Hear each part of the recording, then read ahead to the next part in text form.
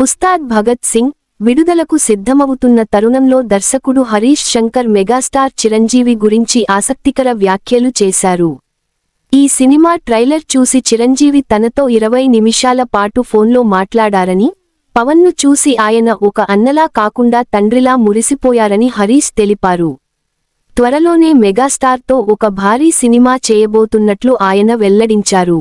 ఈ చిత్రం Chiranjeevi vintage mass హిట్లు, రౌడీ అల్లుడు, గ్యాంగ్ లీడర్ తరహాలో ఉంటుందని తెలిపారు. పవర్ స్టార్ పవన్ కళ్యాణ్ నటించిన ఉస్తాద్ భగత్ సింగ్ మార్చి 19న విడుదలవుతున్న నేపథ్యంలో దర్శకుడు హరీష్ శంకర్ వరుస ఇంటర్వ్యూలతో ప్రమోషన్ కార్యక్రమాల్లో బిజీగా ఉన్నారు. ఈ సందర్భంగా ఆయన సినిమా విశేషాలతో పాటు మెగాస్టార్ చిరంజీవి గురించి చేసిన వ్యాఖ్యలు ఇప్పుడు సోషల్ మీడియాలో వైరల్ అవుతున్నాయి. ఉస్తాద్ భగత్ సింగ్ గురించి మాట్లాడుతూ, ఈ సినిమా పవన్ కళ్యాణ్ అభిమానులకు ఒక మాస్ జాతరలా ఉంటుందని హరీష్ శంకర్ ఎలివేషన్ ఇచ్చారు.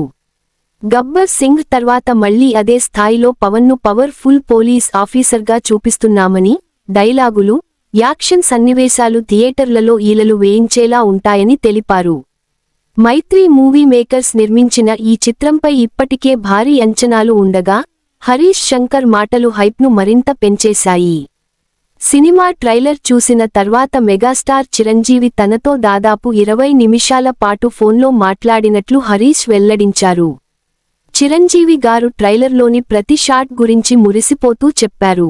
పవన్ చాలా అందంగా ఉన్నాడని, డైలాగులు అద్భుతంగా ఉన్నాయని ఆయన ఎంతో మురిసిపోయారు. ఆ ఫోన్ సంభాషణ తర్వాత నాకు ఒక విషయానికి అర్థమైంది.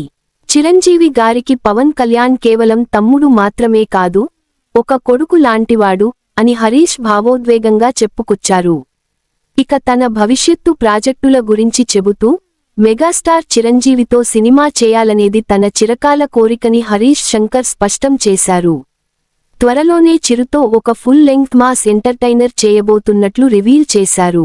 చిరంజీవి గారితో నేను సినిమా తీస్తే అది ఖచ్చితంగా రౌడీ అల్లుడు, గ్యాంగ్ లీడర్, దొంగ మొగుడు తరహాలో వింటేజ్ మాస్ స్టైల్లో ఉంటుంది.